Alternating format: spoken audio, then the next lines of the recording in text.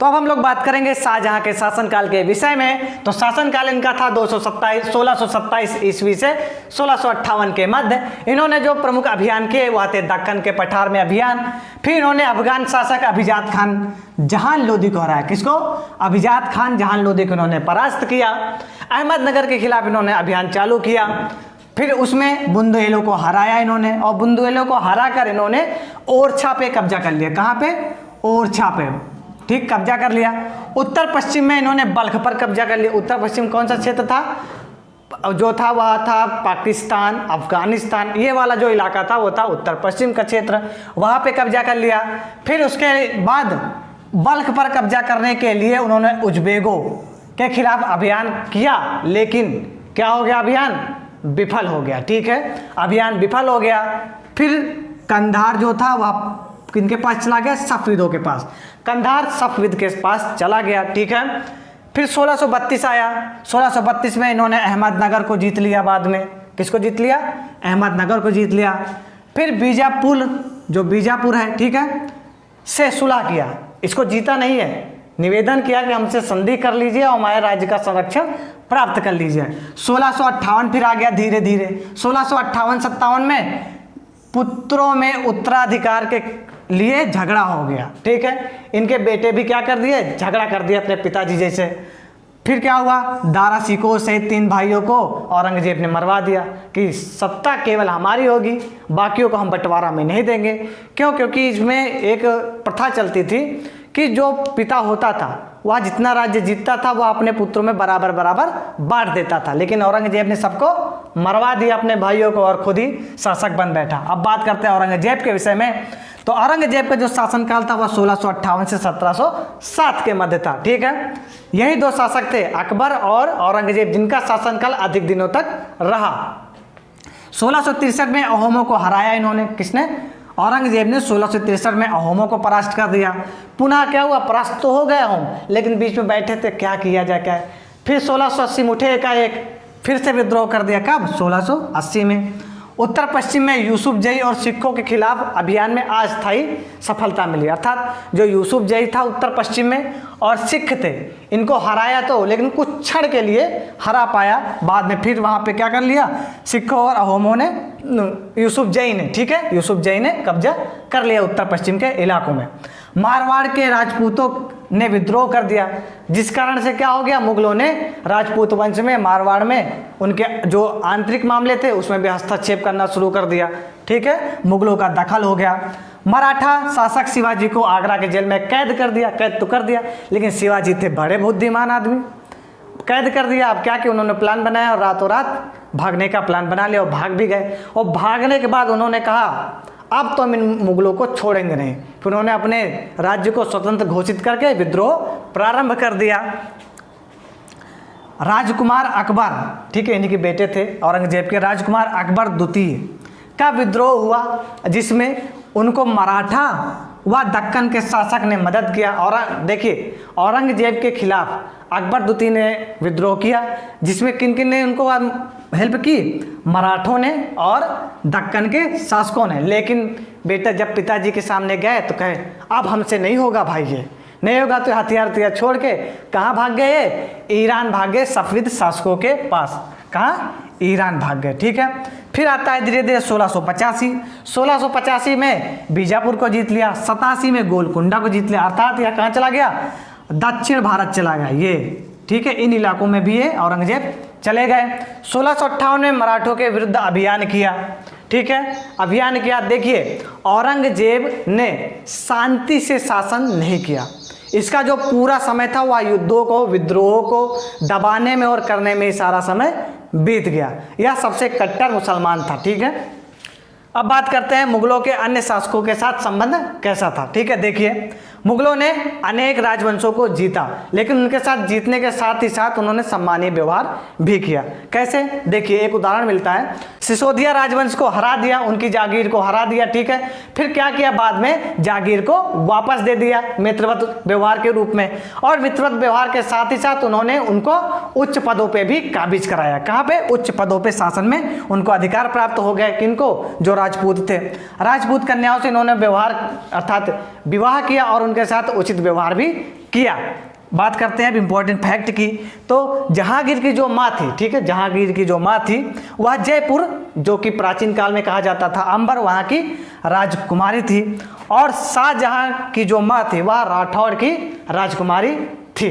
तो अब हम लोग बात करेंगे मनसबदार या फिर जागीरदार के विषय में। मुगलों की सेवा में आने वाले नौकरशाह, ठीक है, इन्हीं के द्वारा प्रथा चलाई गई थी।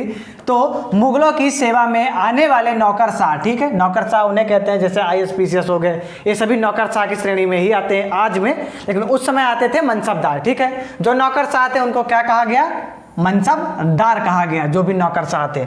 यह मुगलों द्वारा चलाई गई एक श्रेणी व्यवस्था थी, ठीक है। कौन सी व्यवस्था थी? यह श्रेणी व्यवस्था थी, जिसके जरिए पद दिया जाता था, कोई भी सरकारी हो, ठीक है, वेतन दिया जाता था, और उसी के साथ साथ उनको सैन्य उत्तरदायित्व भी दिए जाते थे। और इनसे कहा जाता था, जितने भी मनसबदार होते थे, अगर सैन्य उत्तरदायित्व उनके पास है तभी वो सवार रख सकते थे, अर्थात क्या रख सकते थे? वो घुड़सवारों को नियुक्त कर सकते थे, ठीक है। फिर बात करते हैं जात की संख्या जितनी अधिक होती थी, दरबार में अभिजातों की प्रतिष्ठा वह वेतन उतना ही अधिक हो। अब यहाँ पे बात आती है जात क्या चीज़ है। जात आज समय वो जात ना ले लीजिए, नहीं तो जाति से आप संबंधित कर लीजिए। जो जात होता था उस समय वह एक प्रकार की क्या होती थी? उपाधि कह लीजिए या फिर कह लीजिए पद होता था, ठीक है, पद होता था। जैसे कभी कभी कहा जाता है, आप लोगों ने सुना होगा, श्री श्री श्री 1008, या फिर इसी प्रकार का जो एक पद था, ठीक है, उसमें जात होती थी, एक पद, मनसबदार, फिर जात, सवार, उसके नीचे सभी क्या थे? पद थे। तो इसमें कहा गया है जात की संख्या जितनी अधिक होती थी, ठीक है, अगर हमारे पास 5000 जात है, 1000 जात हैं, ठीक है, यही सभी, तो जितनी अधिक होती थी संख्या, दरबार में अभिजातों की, जात से ऊपर वाली श्रेणी को क्या कहते हैं? अभिजात, ठीक है। तो अभिजातों की प्रतिष्ठा व वेतन उतना ही अधिक बढ़ जाता था, ठीक है। अब आगे, मनसबदार अपना वेतन, अब मनसबदार है तो उसको वेतन भी दिया जाएगा, खाना पीना नहीं तो खाएगा कैसे? हैं, खाना भी तो उसको जरूरी है। तो मनसबदार अपना वेतन कैसे प्राप्त करता था? राजस्व एकत्रित करने वाली भूमि के रूप में वह क्या प्राप्त करता था? राजस्व प्राप्त करता था, और इसी को कहा गया जागीर। क्या कहा गया? यही कहलाया जागीर। वो कहते हैं ना, ये तो है जागीर नहीं है, ठीक, ये कहते हैं ना, वही है, जो लगभग इक्ताओं के समान थी। अब इक्ता क्या चीज़ है? इक्ता एक पहले केंद्रीय शासन होता है, ठीक है। केंद्रीय शासन में क्या होता है? उसके आसपास के जो क्षेत्र होता है राजा सीधे राज्य करता है, और राजा के जो दूरवर्ती जो क्षेत्र होते हैं उनको इक्ताओं में विभाजित कर दिया जाता है, ठीक है, इक्ताओं में विभाजित कर दिया जाता है। जो इक्तेदार होते थे वो वहाँ से कर लेते थे और राजा को देते थे, वही है इक्ता। लेकिन इक्ता के समान नहीं थी मनसबदारी प्रथा, परंतु मनसबदार मुक्तियों से भिन्न थे, ठीक है, उससे लगभग समान थी, ठीक है, जागीर के लगभग समान थी, लेकिन मुक्तियों से ये लोग भिन्न थे। मुक्ति क्या थे? वही मैंने जो इक्तादार कहा ना, वही इक्तेदार को ही कहा जाता है मुक्ति, ठीक है। मुक्तियों से ये लोग भिन्न थे। कैसे भिन्न थे? जो मनसबदार थे वह जागीरों पे नहीं रहते थे, वो राजा के दरबार में रहते थे, ठीक है, जागीरों पे नहीं रहते थे, और ना ही ये लोग प्रशासन वहाँ पे करते थे। लेकिन इक्तादार या मुक्ति क्या होते थे? वह जागीरों पे रहते थे, उन पे शासन करते थे। अब हम इसी के साथ बात कर लेते हैं जब्त और जमींदारी प्रथा के विषय में। अब इस समय भी जमींदार किसी किसी को कहा जाता है, और जमींदार कैसे हो, तो ऐसे कहा जाता है ना कभी कभी गांव में। तो जमींदार किसे कहा जाता है? इस समय जिसके पास बहुत अधिक भूखंड होता है उसे जमींदार कहा जाता है, ठीक है। तो इसमें क्या है वो देखिए, मुगलों की आमदनी का मुख्य स्रोत क्या था? कृषि उपज थे, ठीक, दिल्ली वाला जो क्षेत्र वो दोआब है, ठीक है। मुख्य स्रोत क्या था? कृषि था। कृषि कैसे? कृषि उपज का कुछ हिस्सा दिया जाता है कर के रूप में, वही था। जो किसान द्वारा कुलीनों या मुखिया द्वारा शासक तक पहुंचाया जाता था, अर्थात जो कर किसानों से प्राप्त होता था, जो उसके माध्यम थे कर को राजा तक पहुंचाने को, उन्हीं को क्या कहा गया? जमींदार कहा गया, ठीक है। यही माध्यम थे जो कर को राजा तक पहुंचाते थे। अकबर के राजस्व मंत्री थे, अकबर ने एक राजस्व मंत्री भी बना रखा था, जैसे आज राजस्व मंत्री होते हैं, रेवेन्यू मिनिस्टर वगैरह होते हैं ना, तो वैसे ही। तो उनके राजस्व मंत्री कौन थे? टोडरमल थे। कौन थे? टोडरमल थे। इन्होंने 10 साल 1570 से लेकर 1580 के मध्य कृषि पैदावार, उनकी कीमतों और भूमि का सर्वेक्षण किया था। ये पहले व्यक्ति हो गए यहाँ पे मुगल काल में जिन्होंने कृषि भूमि आदि का सर्वेक्षण किया था। प्रत्येक फसल पर एक नगद कर निश्चित कर दिया जाता था कि आप गन्ना उगा रहे हैं, तंबाकू उगा रहे हैं या फिर चावल गेहूं धान उगा रहे हैं तो आप इतना निश्चित कर हमको देंगे, 10 रुपये देंगे, 50 रुपये देंगे या फिर कुछ ज़्यादा पैसा देंगे। ठीक है, तो कर क्या कर दिया गया, निश्चित कर दिया गया। सूबा अभी भी आप लोग सुनते होंगे, सूबा, इनका सूबा ये है, तो सूबा मतलब प्रांत होता है। क्या होता है, प्रांत को अलग राजस्व मंडल में बांटा गया। अब देखिए, जब टोडरमल जी थे तो इन्होंने देखा कि करों की चोरी हो जा रही थी, तो इन लोगों ने क्या कर दिया, उसको मंडल में विभाजित कर दिया। अर्थात एक मंडल के राजस्व मंडल के अंतर्गत 3-4 प्रांत आते थे। ठीक है, सूबे आया करते थे। राजस्व प्राप्ति की यह कर क्या कहलाई, यही व्यवस्था क्या कहलाई, कर प्राप्ति या राजस्व प्राप्ति की यह व्यवस्था जब्त कहलाई। क्या कहलाई, जब्त कहलाई। अब हम लोग बात करेंगे अकबरनामा और आईने अकबरी पुस्तकों के विषय में।